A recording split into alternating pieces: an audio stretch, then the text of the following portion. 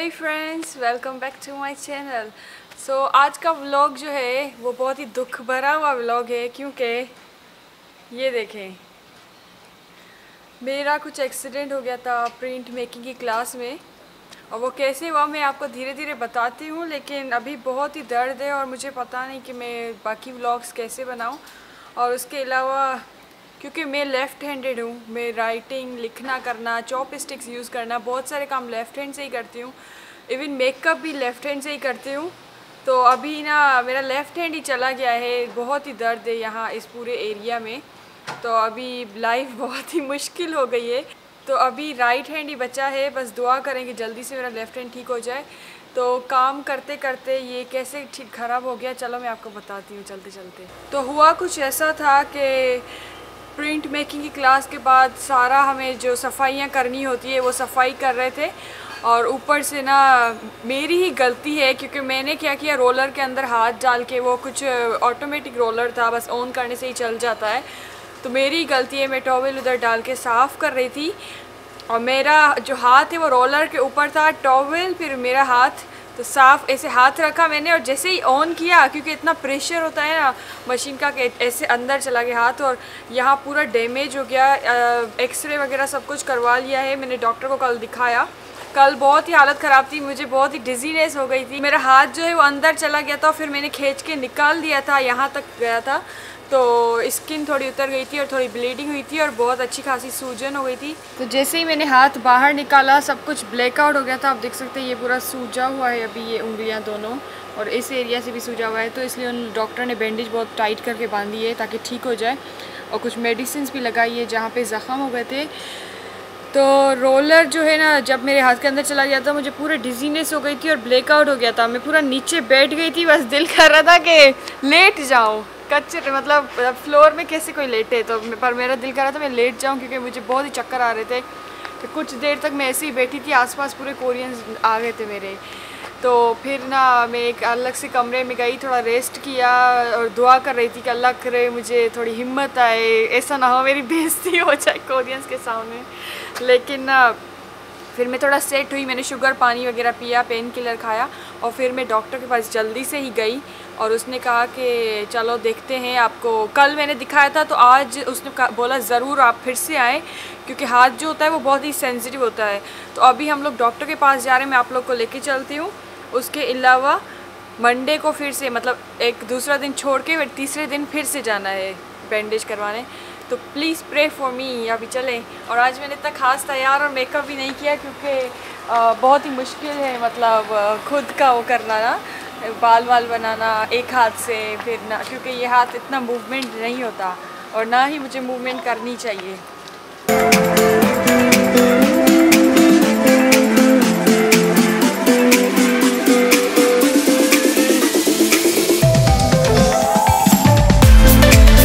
और ये वीडियो बनाने का बस यही मेरा मकसद है कि आप लोग देखें कि मतलब जैसे पाकिस्तान में अगर रहती तो डेफ़िनेटली मेरी फैमिली मेरा टेक केयर करती, लेकिन यहाँ पे खाना वगैरह बनाना, इधर उधर जाना, डॉक्टर के पास जाना, सब कुछ मतलब अकेले ही ज़्यादातर करना पड़ता है।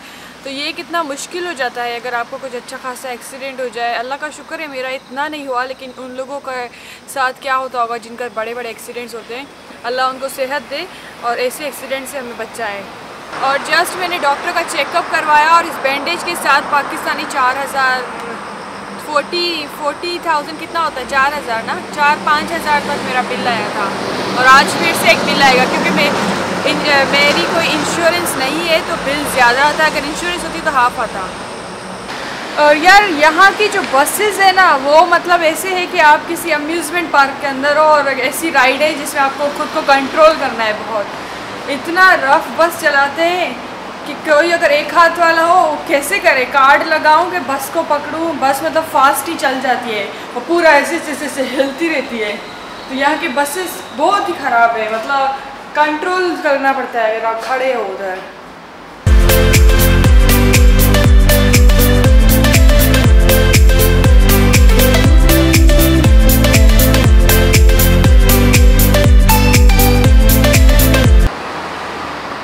तो अभी हम आ गए हैं और इस बिल्डिंग के अंदर है मेरे डॉक्टर,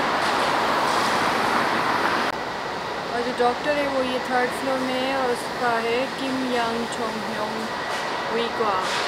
इसको इंग्लिश में कहते हैं ऑर्थोपेडिस्ट, बोन का डॉक्टर।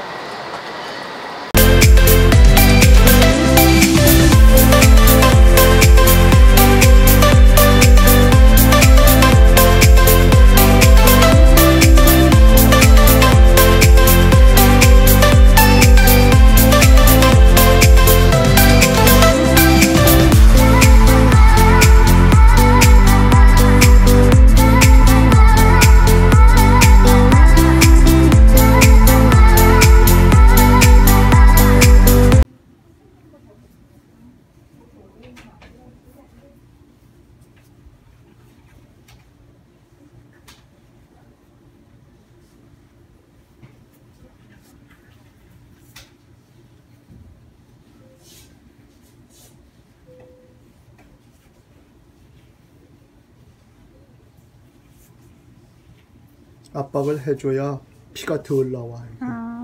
멍이 덜 들고요. 그러니까 손을 좀 덜 쓰세요. 네. 좀 아끼세요. 월요일에 다시 와야 돼요? 월요일 날. 네. 예, 됐습니다. 네, 감사합니다. 네.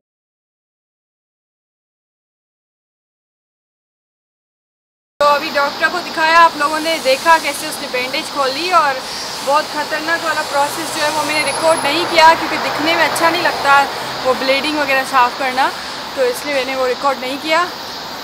और इतना ज़ोर से खींचा ना, एक कॉटन की तरह रखा हुआ था, कल चिपक गया था तो ज़ख्म के ऊपर इतना ज़ोर से खींचा, इतना दर्द हुआ यार, उसकी वजह से दर्द है, बाकी थोड़ा हल्का है।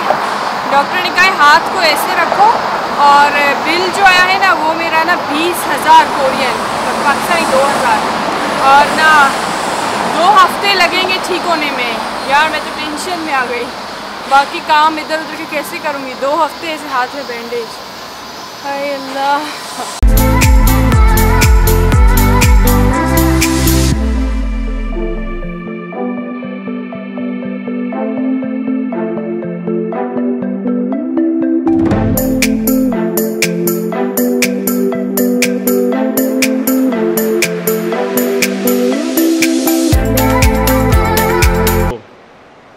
तो ये है मेडिसिन, ऐसे मिलती है और यहाँ पे लिखा हुआ होता है कि 3-3 टाइम तक खाओ। एंड कहाँ है मेडिसिन? ऐसा तो नहीं पैसे ले लिया और मेडिसिन ही नहीं दिया। ये रहा मेडिसिन। मेडिसिन ना ऐसे मिलता है, जैसे ना देखो मेरा नाम भी लिखा हुआ है, मैं कितनी फेमस हूँ। सादिया रिंद तो फेमस हो गई है बहुत, यूट्यूबर। मेडिसिन में भी नाम है, ये नाम लिखा हुआ है और डेट लिखा हुआ है। और मेडिसिन ऐसे मिलता है कि एक टाइम में आप ना खाओ, सुबह रात शाम। ओके, तो ये जो पीछे आप देख रहे हैं एरोगी, उधर से मैंने ये चीज़ लिया है क्योंकि डॉक्टर ने मुझे कहा है कि ये हाथ के लिए बहुत ज़रूरी है। और ये $3 का था और ये बहुत ही कंफर्टेबल है, तो नेक पे भी बहुत सॉफ्ट किया हुआ है और ये भी एडजस्टेबल है। तो अब तो मैं फुल्ली पेशेंट बन गई, मुझे सर्टिफिकेट मिल गया। हर कोई देख के क्या बोलेगा, मरीज जाए। तो अभी बस खुदाफिज करने का टाइम आ गया है और मैंने कोकोनट आइसक्रीम भी खरीदी है अपने मूड को अच्छा करने के लिए, और ये भी ख़रीदा क्योंकि डॉक्टर ने कहा था हाथ को ऐसे रखना है, नीचे नहीं करना। और ये इंशाल्लाह उसने बोला है 2 हफ्ते में ठीक होगा, लेकिन मैं उम्मीद करती हूँ जल्दी ठीक हो जाए ताकि आप लोगों के साथ अच्छे अच्छे व्लॉग्स में मैं आ जाऊँ। और उसके अलावा मेरा एक सवाल ये है कि क्या आप लोगों के साथ कभी भी ऐसा एक्सीडेंट हुआ है कि एक हाथ का एक्सीडेंट हो गया, अभी कैसे करें, उठें बैठे कैसे, खाएं कैसे, कुछ प्रॉब्लम्स होते हैं। और कभी क्या आप लोगों के साथ कुछ ऐसा हुआ है कि आप फॉरेन कंट्री में रहते हैं या फैमिली से दूर है और आपके साथ ये इशू हो गया, तो आप लोगों ने वो चीज़ें कैसे हैंडल की, आप कमेंट्स के ज़रिए बता सकते हैं। और मिलते हैं अगले व्लॉग में, प्लीज़ मेरे लिए बहुत सारी दुआएं कीजिएगा और अल्लाह ताला आप सबको भी बहुत खुश रखे। और मिलते हैं अगले व्लॉग में, till then take care, don't forget to subscribe my channel if you are new. मिलते हैं अगले व्लॉग में।